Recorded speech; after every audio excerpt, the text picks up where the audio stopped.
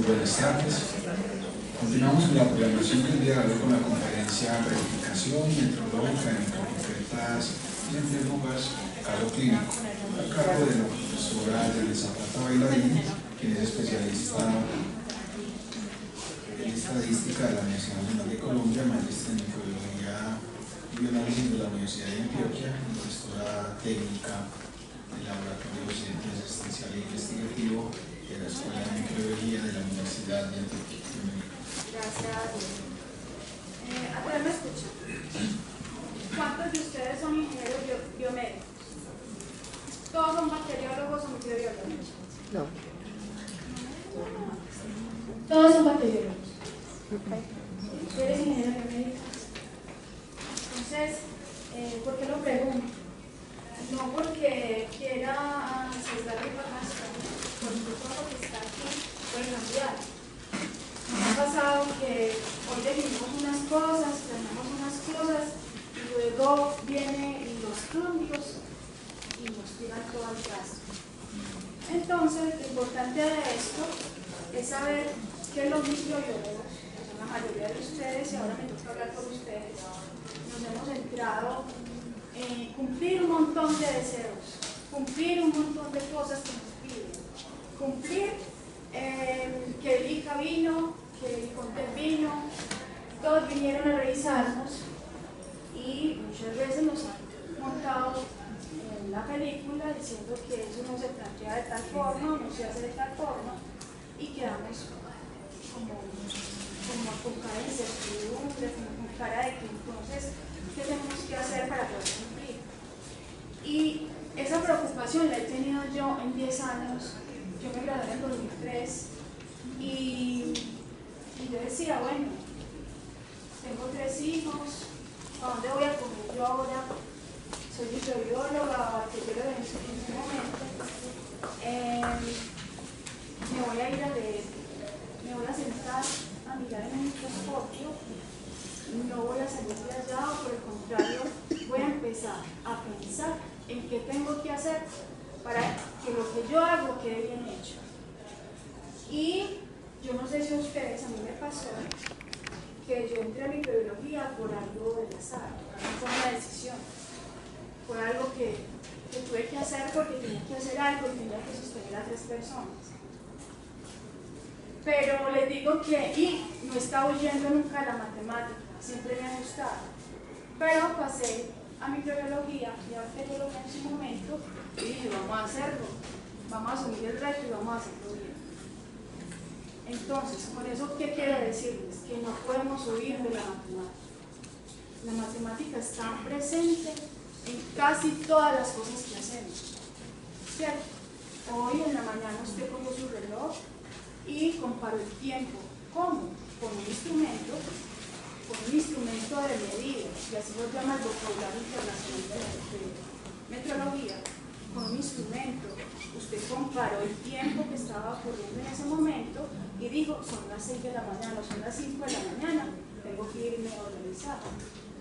Pero, ¿quién le dice a usted que ese reloj sí está dando el resultado correcto?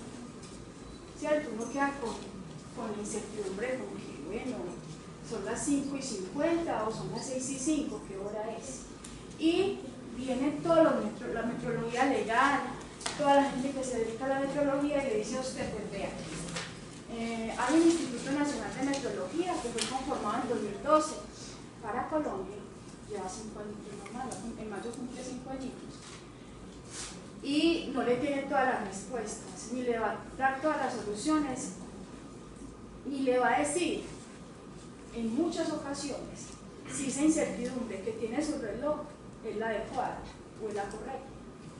Pero usted como microbiólogo vuelve al otro día, se levanta y dice, no, hay que hacer, claro, ahorita mencionaba, nosotros hacemos esto no porque el ICA o el INVIMA o quien sea venga y lo revise, es porque estamos pensando, yo por lo menos estoy pensando en esos 3 hijos que me hicieron hacer lo que ahora hago. Y entonces, lo otro, nos empeliculamos hay veces y empezamos a decir, bueno, ¿quién me va a ayudar a definir los errores máximos permitidos para el volumen. ¿Quién me va a ayudar? ¿Un biomédico? Un biomédico lo sabe. ¿Y es que acaso nosotros nos entrenaron, nos enseñaron a definir esos errores? Seguramente había una intención en el currículo, pero nosotros no logramos ver cuando nos daban metrología, o los que vimos metrología, los que no lo vieron control de calidad, si podían integrar eso al quehacer diario, porque es que hacer esa amalgama, esa conjunción es muy difícil.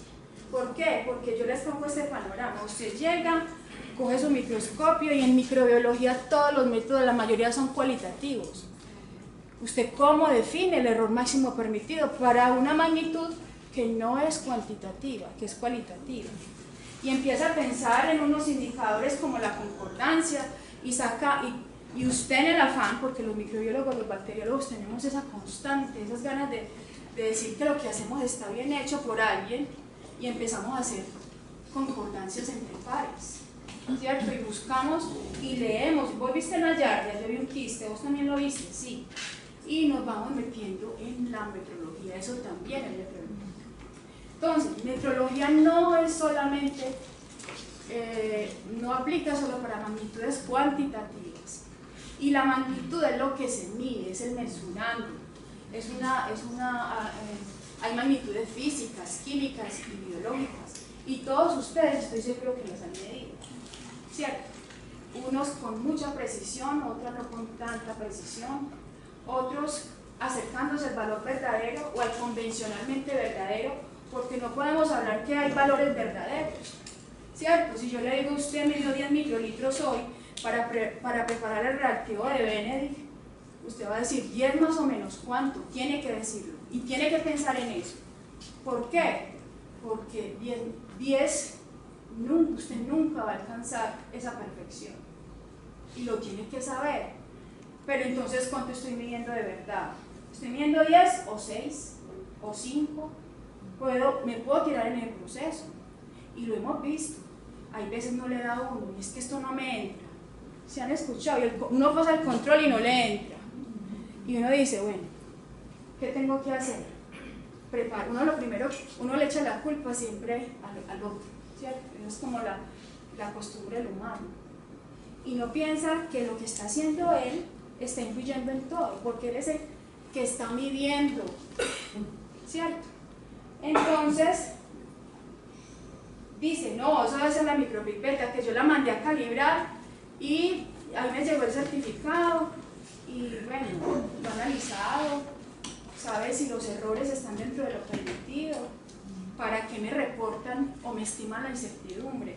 Y uno dice, bueno, más cosas y yo dele más, tengo que identificar la yardia. Ahora usted me dice que tengo que mirar cómo se estima la incertidumbre, cómo tengo que sacar el índice de concordancia, que es el índice kappa. Entonces se vuelve algo más complicado de lo que cuando usted empezó su primer semestre y pensaba y tenía unas expectativas distintas, y digo, concluyo que no puedo ir de la matemática, que no puedo ir de la metodología y que la tiene que enfrentar. Yo hoy les traigo algo sencillo, no voy a hacer algo muy elaborado, ustedes no van a ver que yo voy a estimar la incertidumbre expandida, ni la voy a multiplicar por un factor de cobertura que es 2, que cubre el 95% según la campana de Gauss, eso yo no lo voy a hacer, pero les voy a dejar la inquietud. Y espero que nos volvamos a reunir. Y cuando nos reunamos, podamos tratar estos temas, ¿cierto? Sin miedo, no, es que una vez deja mejor el certificado ahí, va. Que alguien que venga el biomédico lo haga, que venga el ingeniero, que ellos saben de derivadas, de integrales, y ellos saben de dispersiones. Y uno va dejando. Y entra lo que Claudio nos decía, todo lo que usted hace afecta. Esa era la conclusión que yo sacaba de su conferencia. Todo lo que usted haga afecta. ¿Listo? Y afecta ¿a quién? A esos 3 hijos que pueden ir a donde ustedes trabajan, mis hijos, o yo puedo afectar a su mamá si cae en mis manos. Y eso yo no lo quiero, ¿cierto? Y ustedes tampoco. Entonces, vamos a hacer una cosa bien sencillita. En el momento en que no me entiendan, me paran. ¿Listo? Entonces vamos a hacer algo bien sabroso. ¿Cuál es el objetivo de esto? Entonces vamos a reconocer, a interpretar los elementos descritos en un informe de calibración de micropipetas. No se dice certificado de calibración. El certificado de calibración lo emite un ente nacional. ¿Listo? Entonces se dice informe o resultado de calibración. ¿Listo? O si usted lo quiere llamar certificado, llámelo así, no importa. Pero esas son lo que en el lenguaje metrológico se usa.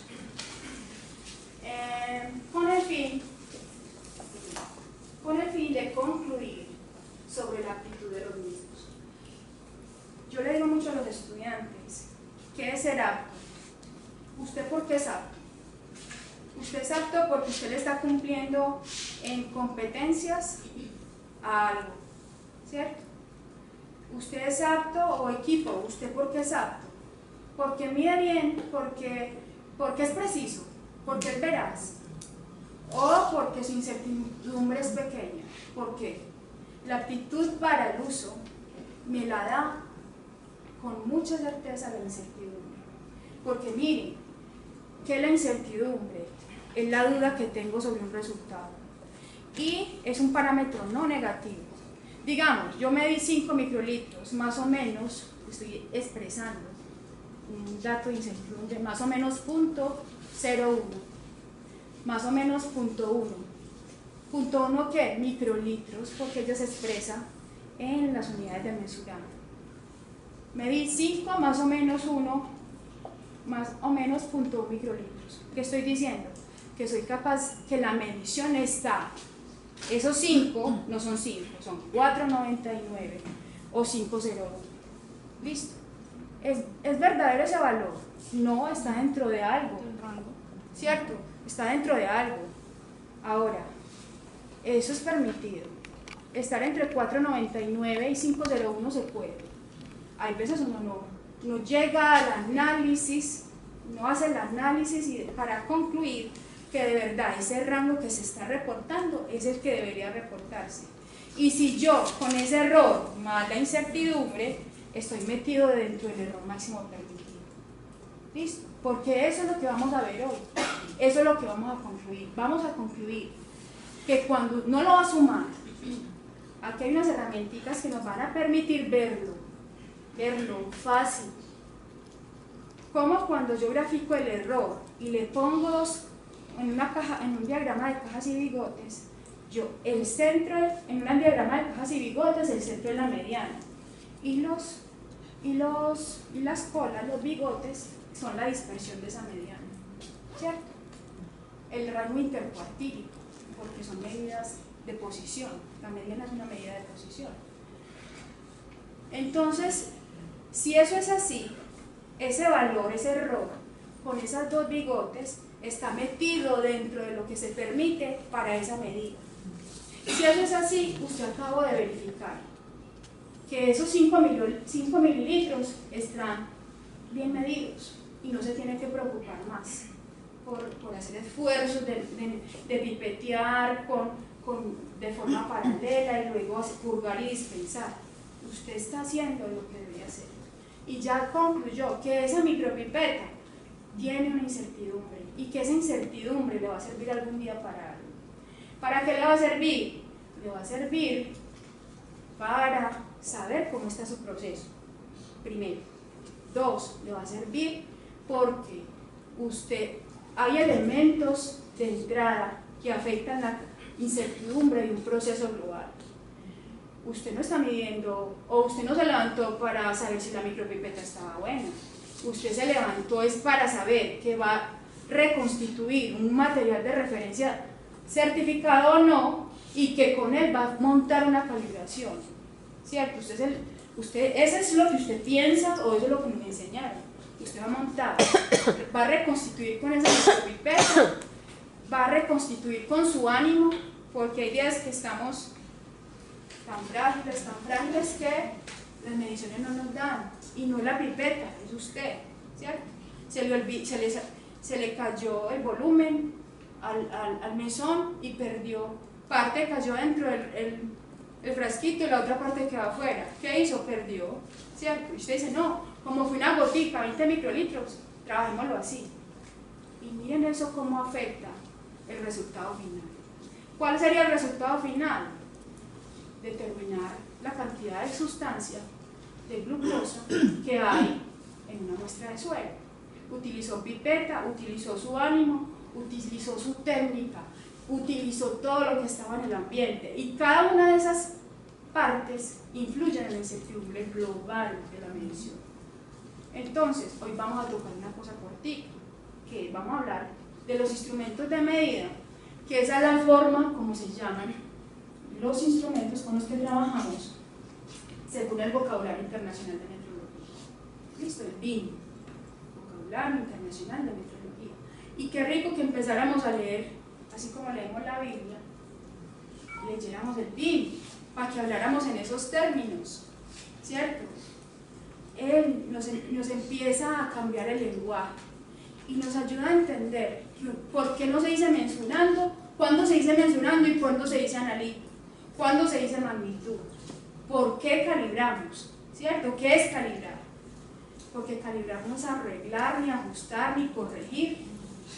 Calibrar es comparar, como cuando yo comparé el tiempo contra un reloj, o cuando yo me mido y pongo una regla o un metro y digo mido 1,60. Eso es comparar, eso es calibrar. Sino que este instrumento con que yo me estoy comparando tiene que tener unas características muy buenas para poder saber si la medida mía si es buena, ¿cierto? Entonces, no los quiero dejar hasta las 9 de la noche, entonces si estoy muy lentamente, me hacen una señal. Entonces, ¿qué vamos a tratar? Vamos a hacer una introducción que va a ser como cuando nos enseñan en inglés las 5W, una H. ¿Sí se acuerdan de eso? Las 5W, una H, cuándo, cómo, dónde, por qué, con quién qué, para quién hacemos las cosas. ¿Listo? ¿Para quién y para qué las hacemos? Vamos a tomar esa conciencia, porque de aquí en adelante usted va a empezar a pensar en esa medida de una forma distinta. ¿Listo? Va a pensar si esa glucosa está bien medida, si esa yardia es una yardia, si el hemoparásito si es un hemoparásito o no lo es, porque a veces nos fallamos mucho, ¿cierto?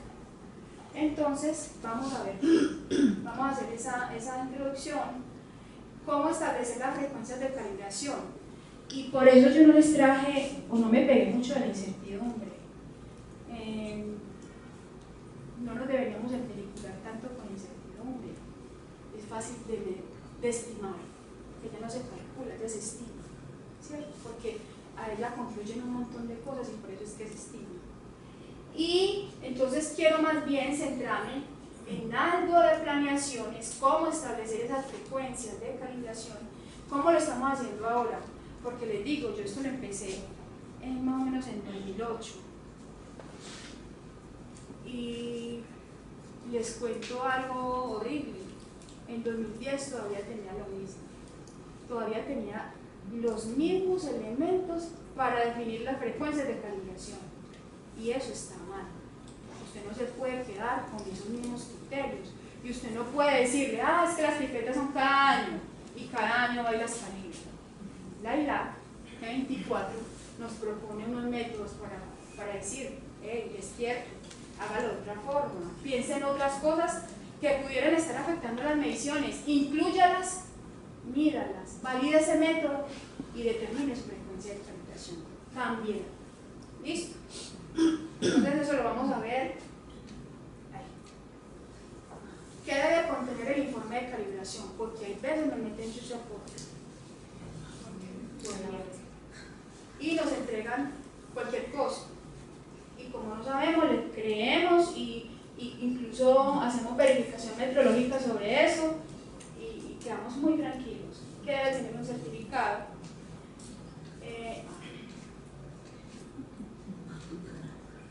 Los cálculos y las estimaciones, vamos a hablar un poquito de eso, y vamos a hacer unas conclusiones. Las conclusiones no las voy a hacer yo, usted me van a ayudar. ¿Listo? Porque esas conclusiones son más que un compromiso con la calidad. Entonces miren, cuando llegaba en 2008 ese certificado de calibración, yo me quedaba como que, bueno, ¿y qué hago con eso? ¿Y qué hacíamos en su momento? Le decíamos, evaluado, y lo metíamos en la hoja de vida. ¿Les ha pasado? Y usted queda todo contento y decía, ah, no, ya estoy lista para que venga la auditoría.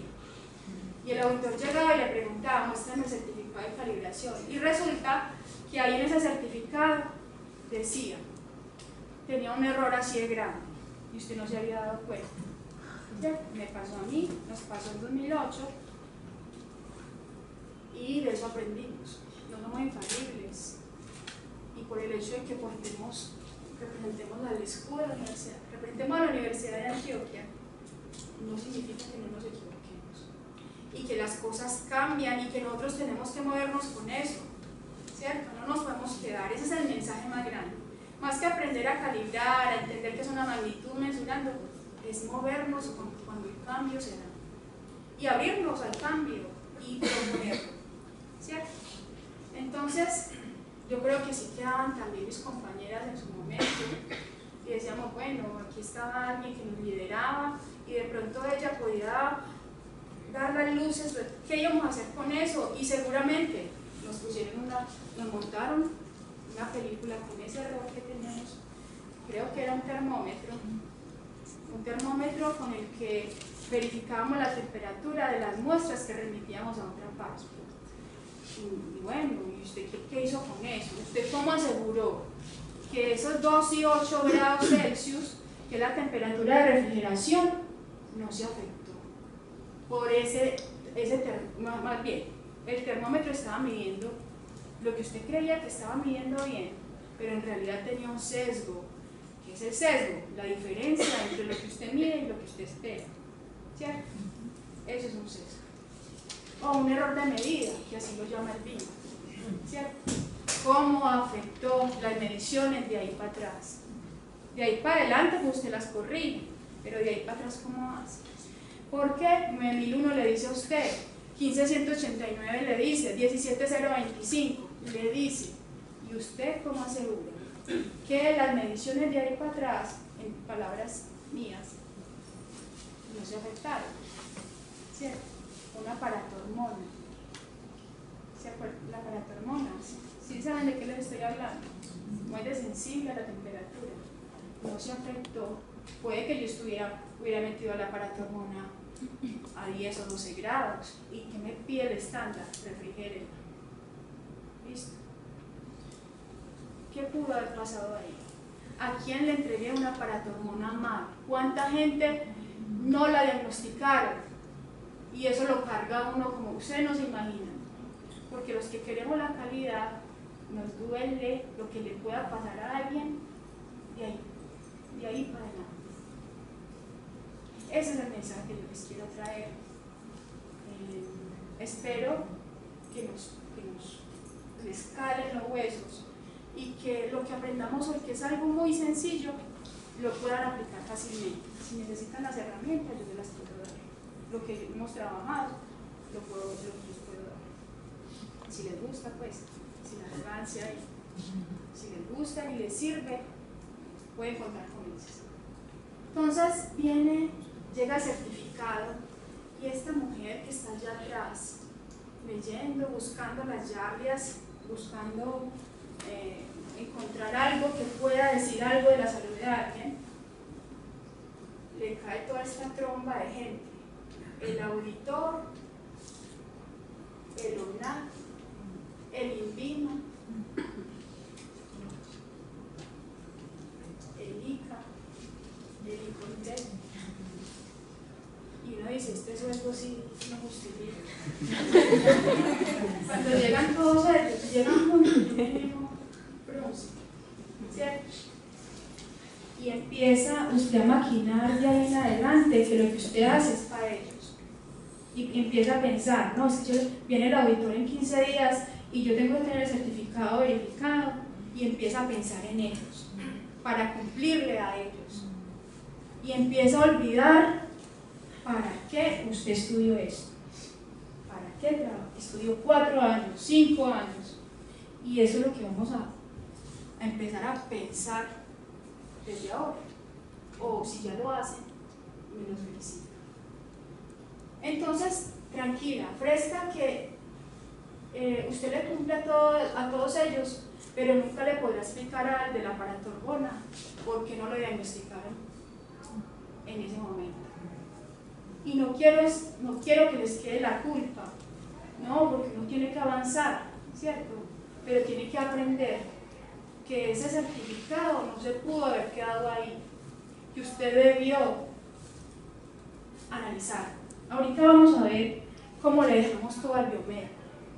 Los que trabajamos metidos viendo los microorganismos o midiendo magnitudes, y nos olvidamos, decimos no, como no nos gusta la meteorología ni la matemática, que venga el biomédico, que para eso lo entrenaron, y empezamos una pelea con ellos. Es que usted tenía que saber, y es que el certificado usted por qué no lo analizó, pero si usted es la que está midiendo, usted por qué no sabe de eso. ¿Tiene que saber toda profundidad? No, tiene que saber lo mínimo para entender que eso está afectando la medida. ¿Listo? Entonces, vamos a arrancar. Vamos a quitarle el miedo a la estadística, a la matemática, y vamos a hacer algo bien interesante. Yo sé que podemos. Esa fuerza que tenemos los microbiólogos y los bacteriólogos los caracteriza. Y eso no nos puede quedar pequeño, de grande. Bueno, entonces traje esa 5W, una H, porque se asocia mucho a cosas que vivimos de forma cotidiana. Entonces, el primero, ¿qué es lo que vamos a hacer con ese certificado de calibración?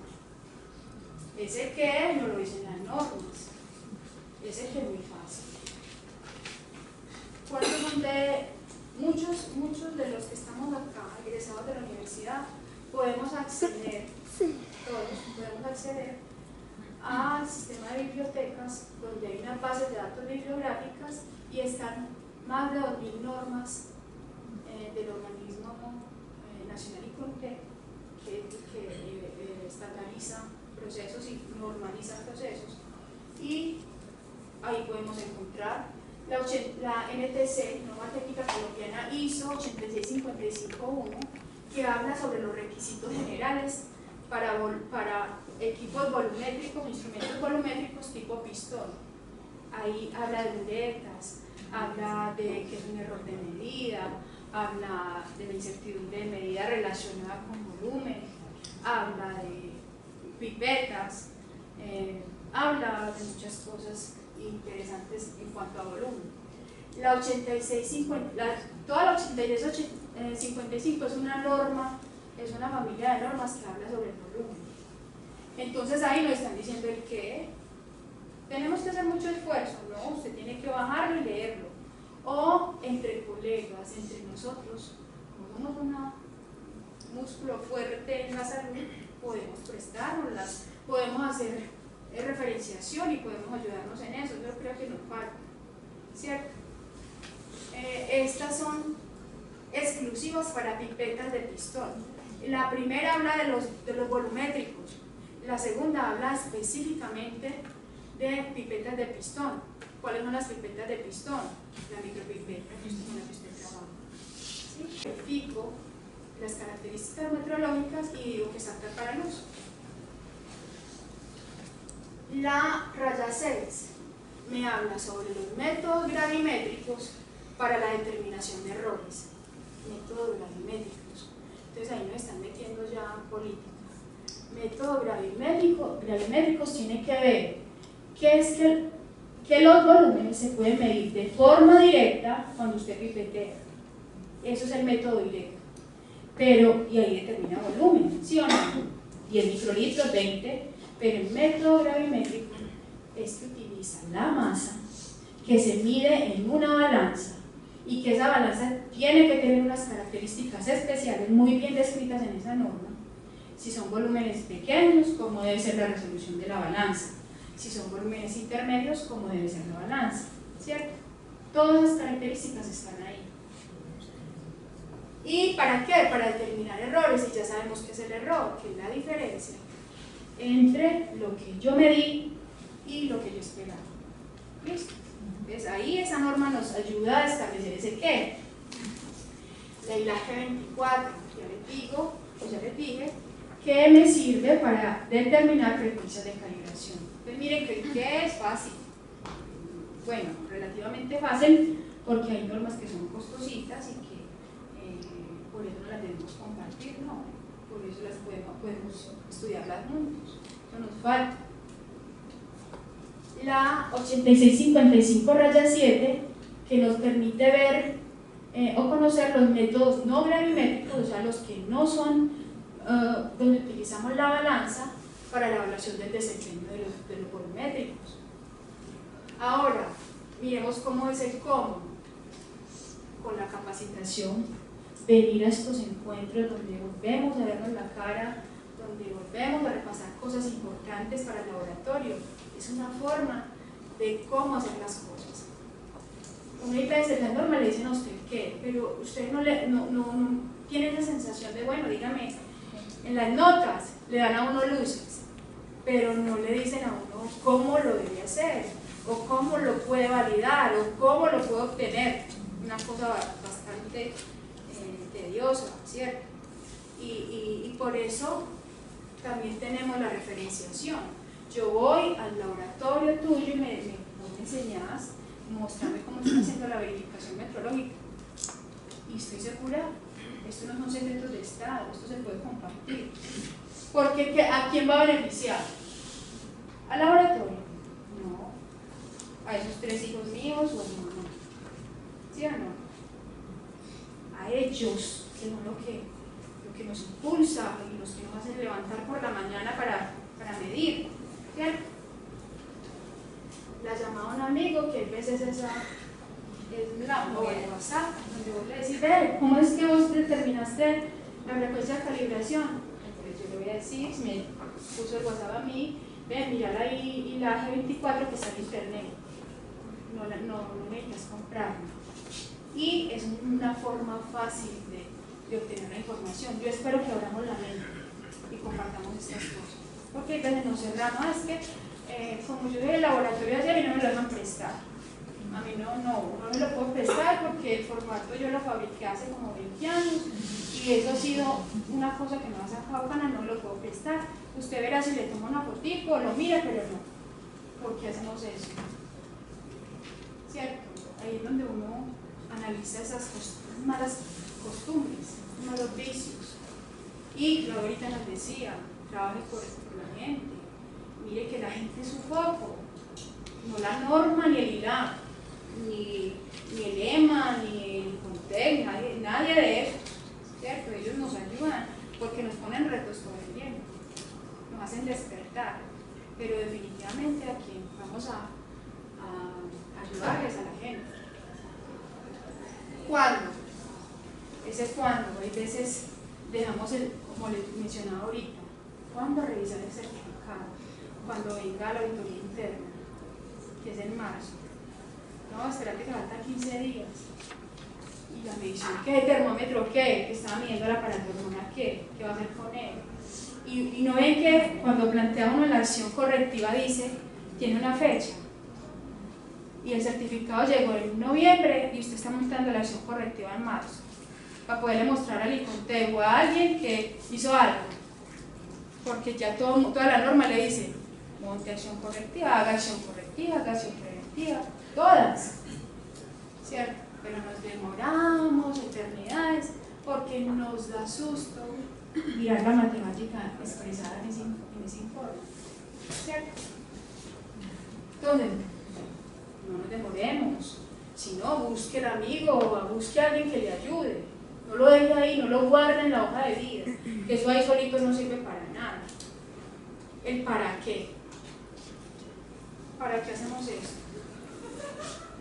Para que revisamos ese certificado. Si usted no sabe para qué, es mejor que lo deje guardado. Es mejor que lo archive en esa hoja de vida y y deje que otra persona, el auditor, venga y le encuentre los errores. Ese para qué nos debe motivar todos los días a estudiar un poquito más. Para que hago las cosas, no para cumplir un requisito, ¿cierto que no? Espero que no. Ese para qué, miren cómo nos ayuda. Nos ayuda a conocer la incertidumbre que puede alcanzarse con el instrumento de medida. ¿Listo? Me determina, me ayuda a mirar, porque esos certificados o esos informes de calibración, si no tienen incertidumbre expresada, no son certificados de calibración. ¿Listo? Me ayuda a conocer la incertidumbre que puede alcanzarse con un instrumento. Y luego, con esa incertidumbre, si influye o no en el proceso global, es decir, en la reconstitución del material de referencia, en la curva de calibración y en la determinación de cantidad de sustancia de glucosa. ¿Sí? Entonces ese es el para qué. Otro es confirmar si ha habido alguna alteración del instrumento de medida, porque él se puede alterar entre calibración y calibración. Eso le puede pasar a él, es muy común que le pase, ¿sí? Y eso puede afectar, poner en duda los resultados entregados. Y usted ya todo contento respondiendo la queja, es que yo tengo control interno y control externo y por eso la glucosa está bien medida. Y tenía la glucosa con un sesgo, el volumen con un sesgo así de grande. ¿Cómo responde usted que tenía control interno y externo si su micropipeta estaba funcionando mal, si no estaba dando el valor que era? Le dañó la calibración, obvio. Listo. ¿Sí o no? Se la dañó, usted no puede responder todas las cargas. Dado que tenemos este laboratorio cuenta con control de calidad interno y control de calidad externo internacional, con Inglaterra llamado no sé cómo, podemos decir que no hubo un error, porque ahí muestran los datos, todo bajo con todo, dentro de 2 desviaciones estándar, ¿cierto? Pero eso lo tiene que hacer pensar a uno, entonces ¿de dónde vino el error? ¿Será que yo lo propicié? ¿O será que la pipeta tenía un error sistemático y venía presentándose desde hace 3 meses, pero como yo estaba esperando que la segunda calibración era en 2 años, no me di cuenta? ¿Cierto? Entonces miren que esa situación o ese escenario se da, sino que yo tengo que reflexionar sobre eso para poder, como decía Claudia, cuando usted conoce al enemigo, yo lo traduzco en esas palabras, cuando usted conoce el riesgo, lo gestiona. ¿Listo? Cuando usted sabe que por ahí va a pasar algo, estoy segura que usted le pone la barrera, ¿sí o no? Y no lo deja que pase. ¿Y con quién? Entonces resulta que aquí mi compañera biomédica se encarga de realizar los certificados de calibración y ella dice, según su juicio, que es apto para el uso. Y va y lo guarda y lo archiva en una hoja de vida. Y el microbiólogo ni se entera, el bacteriólogo no se entera. Y no se entera que una pipeta en 1000 era una pipeta que medía entre 1000 y 5000. Era una pipeta de 1000 microlitros a 5000 microlitros. Así no se dice 1 mililitro o 5 mililitros. Así midan microlitros. Pero la Convención Internacional, recuerde que el volumen es una unidad derivada del metro, ¿cierto? Entonces, debo tratar de expresarlo en las medidas, en las unidades correctas.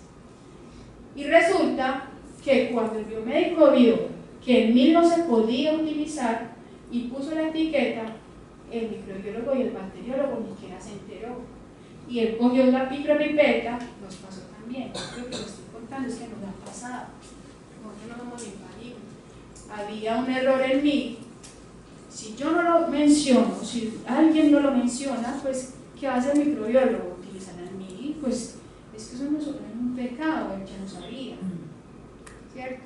Y no sabía por qué, porque alguien lo midió, alguien lo verificó, pero no lo comunicó al usuario ni nada. ¿Quién es el usuario? Nosotros. Entonces debemos dejarle eso a un solo líder, a una sola persona ya que está toda embalada con los certificados de calibración o los informes de calibración, ¿cierto que no es justo? Yo me tengo que enterar cuáles son los errores que tiene esa pipeta y la incertidumbre que está siendo reportada por alguien. Yo debo saber que eso tiene una trazabilidad, y esa trazabilidad, que es una cadena ininterrumpida de mediciones, contra quién me estoy comparando, contra quién me están comparando a mí, y si esos que están más arriba que yo tienen validez. Porque hemos encontrado que esos que están arriba de mí tienen unas incertidumbres así de grandes, y yo tengo unas incertidumbres más pequeñitas, sabiendo que yo estoy en la pirámide por allá lejos. Qué tan raro, ¿cierto? Eso me tiene que hacer pensar a mí y decir, bueno, ¿quién es el que me está calibrando a mí las cosas? Tiene la capacidad, la competencia, exacto, para calibrar. Ahorita van a ver una pipeta que en 2013 o creo que en 2012 ella venía toda bonita, los errores todos estables, y en 2013 una cosa toda extraña, toda gigante, los errores grandes, y resulta que uno se pone a indagar y es que cambiaron la persona con la que estaba, con la que siempre trabajamos. Él se fue para otra empresa porque estaba en el auge, era muy bueno y estaba el auge de la metrología, era 2012, 2013 cuando empezó el Instituto Nacional. Entonces empezaron a mover los cargos, gente que iba y venía, metrólogos, y llevaron a una persona que no tenía las horas de vuelo en micropipetas, no tenía la competencia en eso, y se incrementaron los errores. Y era la pipeta, no tiene que llegar hacia análisis. Yo sé que a nosotros nos crearon para eso, ¿cierto? Para analizar, no, analistas, ¿cierto? Entender qué fue lo que pasó ahí. Y lo más importante, ¿para quién lo hacemos? Hubiera querido poner 3 fotos de la gente que más amo, pero traje a la primera, Margarita Bailarín, que es mi mamá, que también ha pasado por diferentes instituciones. Ahora mi compañera Claudia también pasa por una situación difícil en un hospital y se ve enfrentada a un montón de cosas que le pasan por falta de humanidad. Tenemos que humanizar la metrología, tenemos que saber, tenemos que sensibilizarnos acerca de la metrología. Esto no es matemática pura, ¿sí? Esto es mediciones al servicio de la toma de decisiones. Así lo debemos ver, así quiero yo que lo veamos. No sé si sea muy arrogante, pero qué rico que pensáramos más en estas personas que tienen valor más que la misma micropipeta, ¿cierto? ¿Para qué hacemos? ¿Para quién hacemos las cosas? Ese es el mensaje más grande que les quiero dar, más de cómo se mide o se verifica la pipeta, que eso lo van a aprender en 2 minutos, 5 minutos. ¿Listo? Entonces la responsabilidad como profesional, y me perdonan que no tengo la referencia de esta imagen, debí colocarla. La responsabilidad como profesionales de la salud es humanizar el trabajo fundamentado en el reconocimiento de la dignidad del paciente, su dignidad, no el de la micropipeta, su dignidad, y no la del ICA ni la del INVIMA, ni la del mismo laboratorio del que usted representa. De tal manera que él sienta que el centro de la atención, que es el centro de la atención, valorado como persona con todos los derechos. ¿Listo? Listo, ahora sí vamos a hablar un poquito más de matemática y vamos a mirar cómo se establecen las frecuencias de calibración. Yo espero llenar sus expectativas. Si no es así, me lo hacen saber y podemos agendar en otro momento, así no sean, actualicémonos en un espacio para hacer. Entonces, tenemos a la ILAC. La ILAC es un organismo, un laboratorio de cooperación internacional que trabaja por la acreditación. ¿Qué hizo la ILAC? El ILAC se apoyó del OIML. El OIML es el Organismo Internacional de Metrología Legal, y cogió lo que él había descrito y conformó esta guía. Esta guía es de 2007 y viene de la OIML de 10. ¿Qué nos dice esa guía? ¿Cuándo establecer esas frecuencias de calibración? ¿Con qué frecuencia hacerlo? Y espero que no nos estemos desviando. Yo lo que quiero con esto es que pensemos que hay una planeación. Antes de yo verificar, tuve que haber planeado algo. Tuve que haberlo planeado. Porque no es simplemente que llegue el certificado y yo le diga apto para el uso. Porque el error y la incertidumbre están dentro del error máximo permitido. O sea, lo puedo usar. Eso no es lo que usted debe hacer. Usted tuvo ese proceso para llegar allá, tuvo que haber sido planeado. Usted tuvo que haber planeado, como decía Claudia, en la fase premercado, evaluar la capacidad de esa micropipeta. Y en la fase postmercado, calificar su desempeño, hacer un montón de cosas. ¿Para qué? Para poder mirar qué guías o qué normas le aplican a esa magnitud para establecer frecuencias de calibración. ¿Listo? Entonces, miren, ¿qué me dice? Estos factores nos pueden ayudar a establecer esas frecuencias. Lo que esté en amarillo es algo que usamos al principio. ¿Listo? O sea, cuando yo no tengo nada, yo puedo echar mano de esto que está en amarillo. ¿Cómo así? La incertidumbre de la medición requerida o declarada por el laboratorio. ¿Quién es el que ha declarado incertidumbre? ¿Quién de ustedes ha declarado la incertidumbre que va a obtener en la glucosa? Yo creo que nada, quien se haya acreditado la debe declarar, ¿cierto? Porque ella participa en ensayos de aptitud, ella participa en estos ensayos que permiten determinar su capacidad, su CMC, capacidad de medición y calibración. ¿Listo? Eso aplica mucho a los laboratorios de ensayo y calibración, pero nosotros la 15189 nos está diciendo que cuando sea pertinente hay que determinar, estimar la incertidumbre de la medición o de la medida. Listo, si usted la tiene, póngala de primerita para decir, si yo tengo una incertidumbre declarada, pues todo lo que me consiga y que participe y que influya en esa medición tiene que tener unas incertidumbres. ¿Sí o no? Listo, no tiene eso. Lo podemos, ya cuando hemos trabajado un poquito, saben que yo les cuento una influencia. Cuando yo empecé en esto, yo me basé en lo que los proveedores de calibración me fueron ayudando. Entonces, el auditor me pedía, muéstrame la frecuencia, ¿cómo determinar las frecuencias de calibración? Yo le decía, ay, hazme un favor, el fulanito que me estaba calibrando, ayúdame para determinar las frecuencias. A ustedes les ha pasado eso, ¿cierto? No solamente a mí. Y ellos me decían, bueno, hay unas guías para el sector industrial que le pueden servir. Y yo, esa fue mi primera experiencia, coger del ámbito industrial cosas para el ámbito de salud. Y me quedé con eso por mucho tiempo.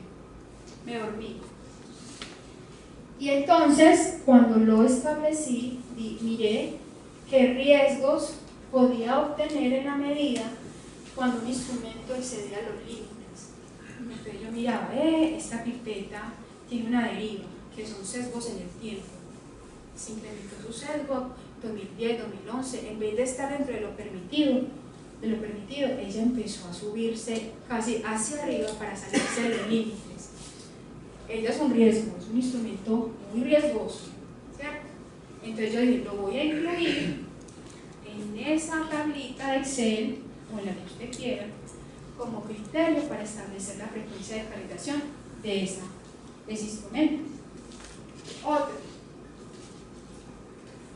el costo de las medidas de corrección cuando se compruebe que el instrumento no era apropiado. Entonces yo lo puse también ahí y dije, bueno, me vale mucho, sobre todo para la imagen. La imagen es algo que no tiene precio. Cuando usted le dice, no, ese laboratorio ya no vaya, un cliente insatisfecho, se tiran todo. ¿Por qué? Porque yo me medí la glucosa allá y fui al mismo día, yo no sé dónde, al más reconocido de la ciudad, y me dio una cosa tan distinta. ¿Y quién dice que no es el otro? Pues no fui yo, ¿cierto? Pero le echan la culpa al que no le atinó al diagnóstico, o al seguimiento, o a lo que usted quería por capricho, ¿cierto? Es que yo siempre he mantenido la hemoglobina glicosilada en 6 y ahí no me pasa, ¿cierto? Entonces miren cómo nos van evaluando y ese costo es muy importante, siempre hay que ponerlo. Otro en la etapa inicial, datos agrupados o publicados sobre los mismos dispositivos o similares. Ya lo mencionaba ahora, el INVIMA tiene una vigilancia activa, proactiva, y la que nosotros hacemos, que aún sigue siendo reactiva, y es ir a meternos a la página a mirar si este reactivo o si este dispositivo médico está reportado a nivel nacional o internacional porque presenta errores de medición. Mire que ya tenemos de dónde agarrarnos, ¿cierto? Otra forma de mirar las frecuencias de calibración. Si inevitablemente lo conseguí porque otras personas me dijeron, trabajé con ese equipo porque es el que tenemos, no hay más, ¿cierto? Eso nos pasa. Entonces yo voy y me meto, busco a ver si se han reportado incidentes o eventos adversos asociados a esa metodología o a ese instrumento de medida. ¿Listo? Es otra cosa. El tipo de instrumento. Nosotros sabemos que los electrolitos, por ejemplo, son el dolor de cabeza de nosotros, ¿cierto? Las enzimas y el instrumento que lo mide, ¿cierto? Que son termodependientes.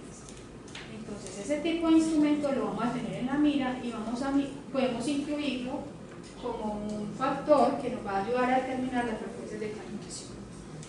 La tendencia al desgaste y a la deriva. Hay equipos, así como la glucosa que es toda estable, hay dispositivos médicos, instrumentos de medida que son muy estables, pero hay otros que no. Hay otros con que usted tiene una intuición y mira que esa intuición lo lleva a concluir casi la certeza del asunto, y es que ese instrumento se desgasta rápido y que le está ocasionando un montón de no conformidades. Usted lo sabe, entonces métase doctor ahí si tiene muchos de esos instrumentos. Otro inicial, la recomendación del fabricante, muchachos. Yo no sé, pero no podemos dejar el inserto, el instructivo, el manual. Ahí está casi que el 50% de la metodología, porque el fabricante reporta, tiene la obligación de reportar los errores que ha obtenido en la etapa premercado. Si ven, de ahí podemos arrancar, con eso podemos arrancar, porque esa es nuestra base. Él estimó esos errores. Yo en mi calificación del equipo pues voy a mirar cómo me dio mi desempeño y lo voy a comparar contra eso, es el punto de partida, ¿sí o no? Entonces no nos saltemos la recomendación